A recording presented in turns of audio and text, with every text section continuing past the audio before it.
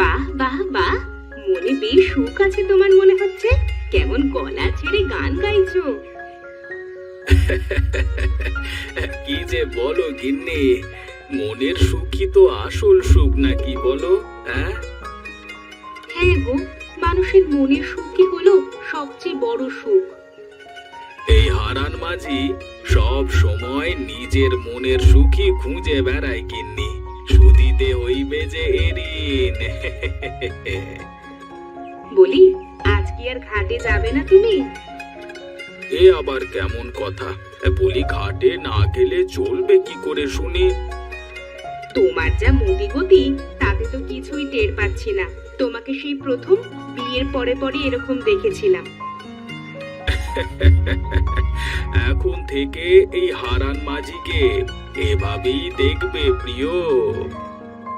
যাও, তোমার মুখে কিছুই যেন আটকায় না। ওরে নীল দরিয়া, আমায় দে রে দে ছাড়িয়া, বন্দি হইয়া।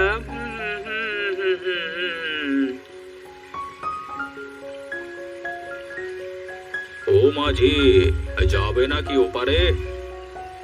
কি যে বলেন বাবু, আপনাদের পার করবার জন্যই তো বসে আছি, উঠে বসুন। তা মাঝি, কি খবর তোমার? দিনকাল কেমন যাচ্ছে? হ্যাঁ, দিন কেটে যায় বাবু, দিনে দিনে ভাবি বুঝি ফুরিয়ে যাবে সব কিছু, মুছে যাবে সব।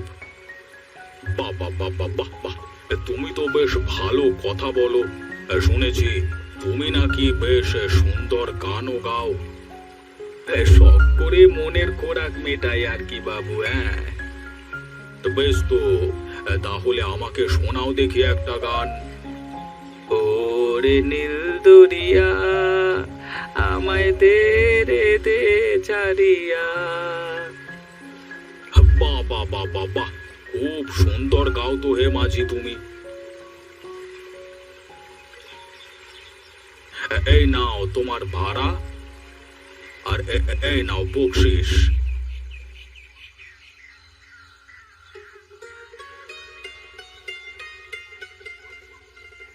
কি গো, এত তাড়াতাড়ি চলে আসলে যে? কি আর করবো বলো গিন্নি, এই যে রোজ রোজ নদীতে মাছ ধরতে যাই, কিন্তু আমার কপালে একটা দিনও বড় কোনো মাছ বাঁধে না, বুঝলে? সবাই তো দেখি কত বড় বড় মাছ নিয়ে বাড়িতে আসে, আর তুমি রোজকার মতো আজও সেই পুঁটি মাছ এনেছো। কি আর করবা, যাও এগুলোই বাজারে বিক্রি করে আসো। আমার কি দোষ বলো গিন্নি, আমার যদি কপালে বড় মাছ না থাকে? থাকবে কি করে শুনি? বিয়ের আগে তো কত কথাই শুনেছিলাম, কই তার কিছুই তো দেখতে পেলাম না। ও, তুমি আছো এখনো সেসব কথা নিয়ে? দূর, কিছুই ভালো লাগে না। তেরি, না, বেচারা বুঝে মনে কষ্ট পেয়ে গেল। আমার এভাবে বলাটা ঠিক হয়নি।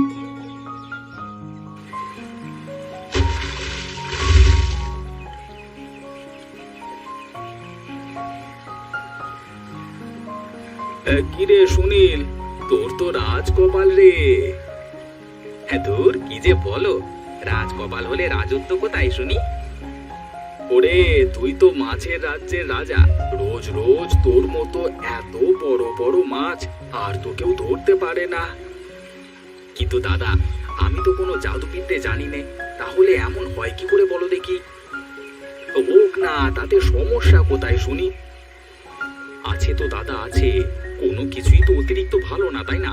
দেখো, আমি যাদের কাছে মাছ বিক্রি করি তারা তো শুধু বড় বড় মাছই খায়, কিন্তু তাদেরও তো মাঝে মধ্যে ছোট মাছ খেতে ইচ্ছে হয় নাকি? বেশ, তো অন্য জায়গা থেকে কিনে খেলেই তো হয়। এই তো, বুঝলে না তো? বলি, অন্য কারোর কাছে মাছ নিলে আমার কাছ থেকে কে নেবে শুনি? তাও তো কথা, তাহলে কি করা যায় বল দেখি? কি আর করা যাবে, এভাবে চলতে থাকলে আমাকে মাছ ধরাই বন্ধ করে দিতে হবে। বেশ, সে দেখা যাবে, সময় হোক। তুই এক কাজ কর, আমাকে একটা বড় দেখে মাছ দে দেখি। তোর বৌদি টাটকা মাছ দিয়ে লাউ সিদ্ধ রান্না করবে বলেছে। না, আজ আজকে আর মনে হচ্ছে লোকজন কিছু হবে না। ঘর যাই, দেখি ঘরের দিকে ফিরি।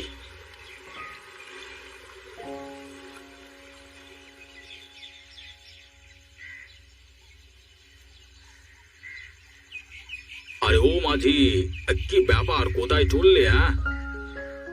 আগে বাবু, ঘাটে লোকজন নাই তো, তাই ভাবলাম বাড়ি চলে যাই। আপনাকে কি পার করতে হবে নাকি? না না, আজ আর আমাকে পার করতে হবে না। তোমার সাথে আমার কিছু কথা ছিল, তাই তো তোমার কাছে আসছিলাম আর কি। আমার কাছে আপনার আবার কিসের দরকার বাবু? আছে আছে, আরে শোনো, আমার একটা ছোট মাছের আড়ত আছে, বুঝলে না? তো ছোট বড় সব মাছই লাগে আমার, তাই তোমাকে বলছিলাম। না বাবু, আমি তো মাছ ধরি না। আরে পুরো কথা তো আগে শুনবে, তারপরে কথা বলবে, দাঁড়াও না। বেশ বেশ, আগে বলুন তাহলে আপনি। তোমার তো চেনা শোনা অনেক জেলে আছে, তুমি তাদের সাথে কথা বলে যদি আমাকে মাছ পাইয়ে দিতে পারো, তাহলে তোমারও সেখান থেকে একটা লাভ হবে আর কি, মানে তোমাকেও লাভ দেব। তারপর দেখবে তোমাকে আর এই খেয়া পার করতে হবে না, বুঝলে না? তার মানে আপনি আমাকে ব্যবসায়ী বানাতে চাচ্ছেন বাবু? এই তো ঠিক ধরেছ তুমি।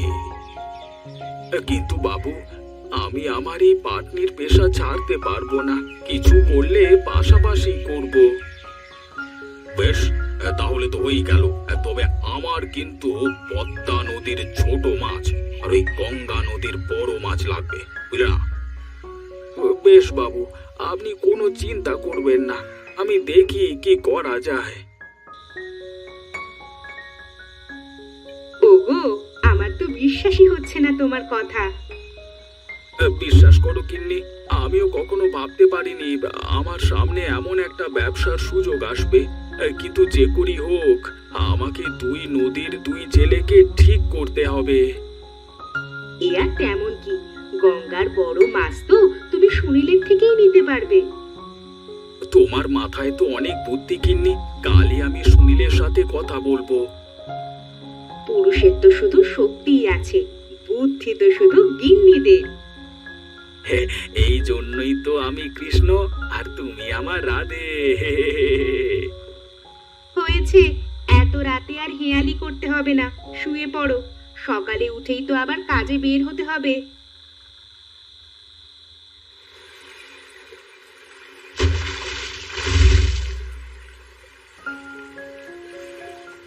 কি খবর হারান্দা, মাছ কি ভালো হয়েছিল?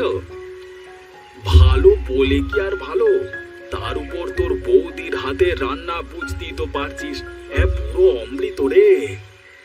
হ্যাঁ, শুধু তো বলি গেলে গো, কোনোদিন তো খেয়ে দেখবার আর সুযোগ করে দিলে না। এবার হবে রে, এবার হবে, কিন্তু তার আগে আমার কথা শুনতে হবে তোকে। ঝটপট আমার নৌকায় উঠে আয় দেখি। আরে এ তো খুবই ভালো কথা, কিন্তু দাদা, সমস্যা তো অন্য জায়গায়। আরে কিসের সমস্যা আবার বাঁধলো তোর? হ্যাঁ, সমস্যা আমার না, সমস্যা নদীর। পদ্মা নদীতে তো এখন ছোট মাছ পাওয়াই মুশকিল, আর থাকলেও ওখানকার জেলেরা তো কিছুতেই দেবে না। তা বললে কি আর হয়, দেখতে তো হবে চেষ্টা করে, তাই না? হ্যাঁ, তা ঠিক বলেছ। তাহলে চলো ওদিকটা থেকে ঘুরে আসি। তোমার নৌকা আবার ঠিকঠাক আছে তো, নাকি আবার ডুবে যেতে পারে?